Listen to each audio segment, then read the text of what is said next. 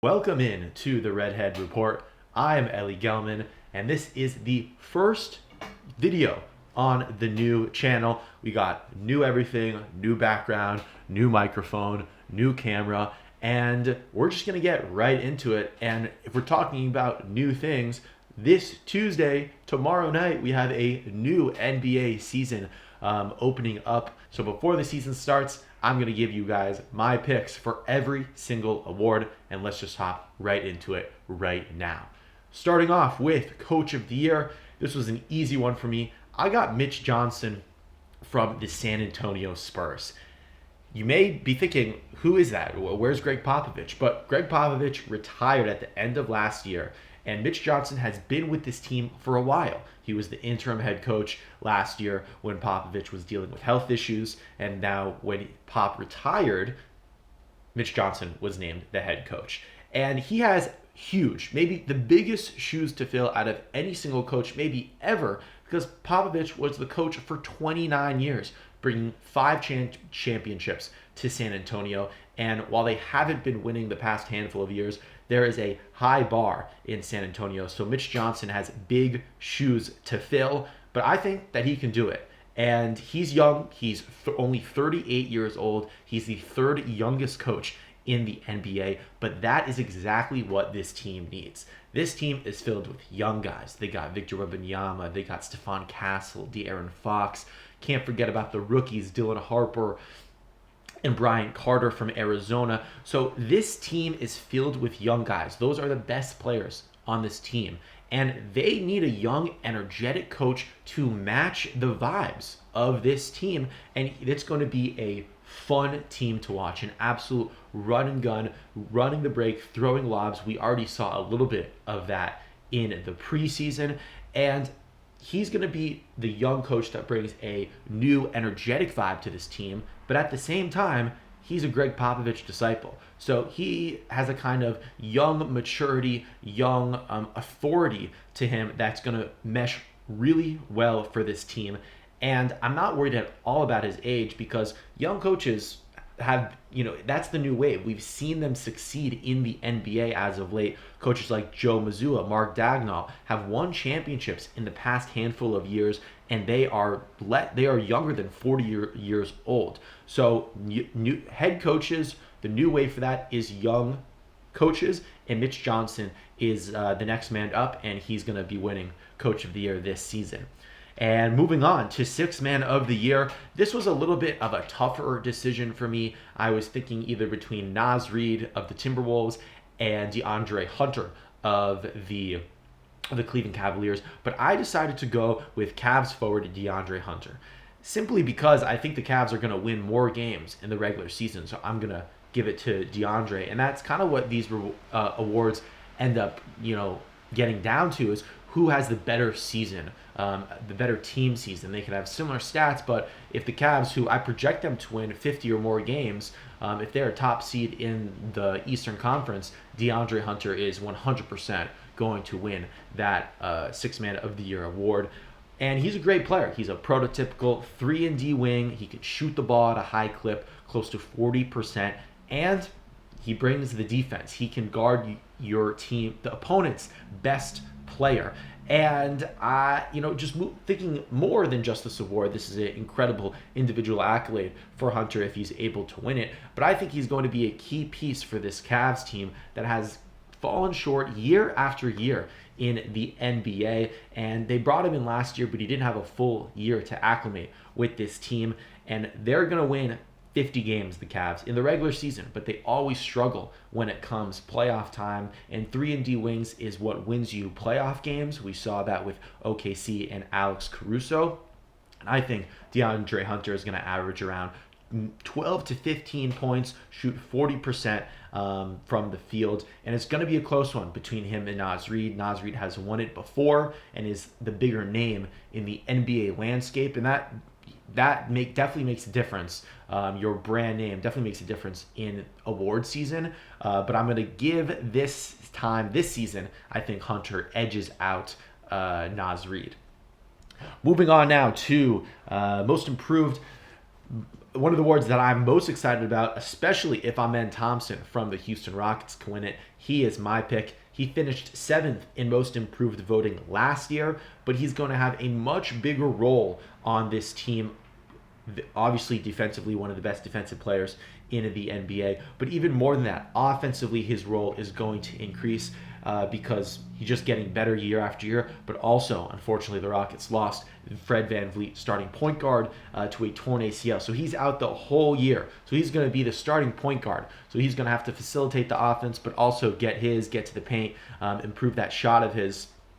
And while this is a team that finished second in the Western Conference last year, they're going to finish around the same first, second, third in one of those spots. They were never really considered to be a contender for the championship last year. Had a nice run in 7 games against the Warriors in the first round, but no one was really worried about them no one was really worried about them winning the championship. But now, this year, they are 100% without a doubt a contender because of the growth of their guys like Amen Thompson, Alperen Sengun, Reed Shepherd, but also, most importantly, with the addition of Kevin Durant. And his role, Thompson's role, is going to be increased defensively, offensively.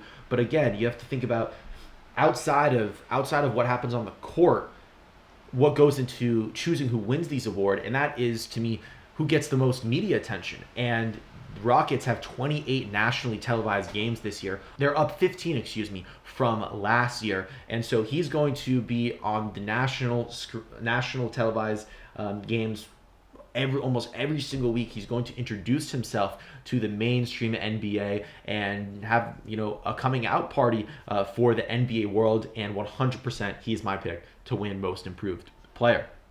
And now let's get into the beef of these awards. We have Defensive Player, Rookie of the Year, and MVP left. Starting off with Defensive Player of the Year, I don't think this is a surprise for anybody. Victor Wembanyama from the San Antonio Spurs. Not a lot to say. He's 7'3", he's a demigod, and I just want to quickly note that his offensive game this preseason has looked unbelievable, and we can thank Hakeem Olajuwon, Houston Rockets center, Hall of Famer, for that. They worked together over the summer, and his offense just looks unbelievable. Definitely, you've already seen an improvement in the handful of preseason games, but his defense is also, doesn't really need improvement because right when he came into the league, the defense was basically flawless. And he would have won this award last year, but he wasn't eligible due to missing games. And he is just a monster. He is a guaranteed double-digit rebounds, close to 4 blocks a game. I think his career average is 3.7, 3.6, something like that. An unbelievable number. And we know he's 7'3", he's got the wingspan, he's got the block numbers. He can clearly guard the paint, but I think this is something that he has improved on as he's spent more time in the league. He's light on his feet, doesn't have those heavy feet that a lot of these centers do, and he can move pretty well with quicker forwards and guards, and that wingspan definitely helps blocking shots on the perimeter. So as long as he stays healthy, he will win this year's Defensive Player of the Year and maybe the next 4 or 5. I wouldn't be surprised if he finishes with 5 Defensive Player of the Year awards in his career. And I think he gets his first one this year. And now moving on to Rookie of the Year, another obvious pick, Cooper Flagg from the Dallas Mavericks. I don't know what is the bigger lock. I actually should look at the Vegas odds. I don't know. It's a bigger, like I said, a bigger lock. Either Flagg for Rookie of the Year or Wemby for Defensive Player of the Year. But either way, I've watched a little bit of Cooper Flagg in the preseason. I watched him a lot in college, and I don't think I've ever seen a rookie that is as NBA ready as Cooper Flagg is. He is 6'9", so he has obviously the prototypical frame for a 3 and can play even a little bit of 4, but he's 6'9", he looks skinny, but has sneaky strength and can definitely bully the smaller guards and forwards, and we've seen that a little bit in the preseason, getting to the post, but also bullying these guards in the mid-range area. And like I said, he is just so NBA ready. The preseason, it looked like he was a 10-year veteran. If no one knew who Cooper Flagg was, and you said, this guy's a rookie, you would not believe it all. He plays with such unbelievable poise and maturity and pace that I have really never seen from a rookie. And I've watched a lot of basketball, and there has been a lot of great players coming to the league. Not even Zion, not even Jason Tatum. Those guys, they looked like rookies. This guy looks like he's been playing in the NBA for the last 10 years.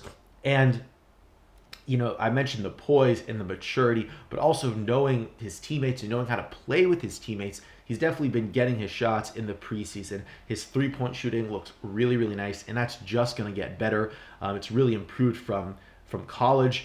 He's always had a nice mid-range shot. We saw that at Duke, and he showed all that off in the preseason. Had an unbelievable snatch back behind the back mid-range over LaMelo Ball in one of the preseason games. Definitely getting to his spots and scoring. But on top of that, sharing the ball, knowing that he plays on a team with Anthony Davis and Klay Thompson and Kyrie Irving. He has been sharing the ball and set up his teammates and running this offense. And we saw him in the preseason run a little bit of point guard, which I actually think we will see in the regular season due to the Kyrie Irving injury. He tore an ACL, so he's going to be out the first handful of months this season. And D'Angelo Russell is great, but they need a backup point guard, and Flag can definitely do that for him, do that for Jason Kidd. And yeah, this is just an unbelievably talented Mavs team, and Cooper Flag is just another addition to that. He's the National Player of the Year. He can jump out of the gym, and this is where the take is. This is not maybe my hottest take of the episode. I think he's going to average minimum 15 points per game, 6 to 7 rebounds, and 3 to 4 assists. So if everything goes right, he'll average 15, 7, and 4 as a rookie in the NBA, playing alongside Anthony Davis and Kyrie Irving. That would be, to me, one of the best seasons we've seen from a rookie really ever. And they obviously are going to be competing in the West as at the top 5 seed, I think. So Cooper Flag, the sky's the limit for him. It's pretty much a lock that he's going to win Rookie of the Year. It's just kind of a question what his numbers are going to look like. But I have high expectations that he's going to fill the stat sheet. And lastly, the award that I really was most excited to talk about is Most Valuable Player, MVP, and that's going to be going to the man you see right here, Luka Doncic from the Los Angeles Lakers. He's not on the Mavs anymore. Rip Nico Harrison. But this Luka, just speaking generally, he is just too talented to not win an MVP award. He is one of the most talented players we have ever seen in the NBA, and at some point in his career, he is going to get it done. And I think he's going to win multiple when it's all said and done, when his career is over. And I think it is this year that he gets his first one. And to start off, the first reason is because I, like many others in the NBA world and on Twitter and on social media, fall victim to the yearly offseason Luka is in great shape storyline. And I'm a victim of that year after year. But this year, there is something special that this year he looks like he is in much better shape than he usually is coming into the season. And we saw that a little bit at Eurobasket. Was in great shape, was dominating the competition. Eurobasket is a top tier level tournament with unbelievable talent, and he was killing them.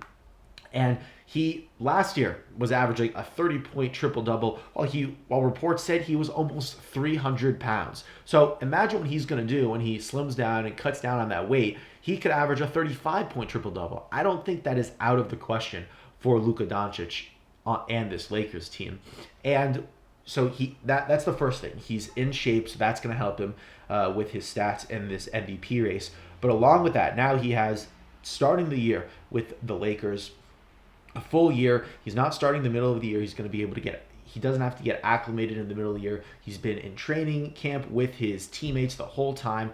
And that just helps players, even if Luka, who's so great, that just helps players calm down, get more comfortable, get in the zone a little bit more. And then on top of that, this team is just, I feel, really built for Luka, which the Lakers have mentioned they want to build around him. They have shooters, they have defenders, they have run and jump centers that are lob threats for Luka. And I don't love Aiden, and I don't love Jackson Hayes. Like those are not the centers that I would choose to pick up choose to pair up, with Luka Doncic. But we saw what Luka Doncic did in Dallas before Daniel Gafford and Lively got there. He was making Dwight Powell look serviceable. And not even more than serviceable, he was starting playoff games with Dwight Powell and winning playoffs games, making to the Western Conference Finals. So I think he'll be just fine with DeAndre Ayton, who is a first overall talent from only a couple of years ago.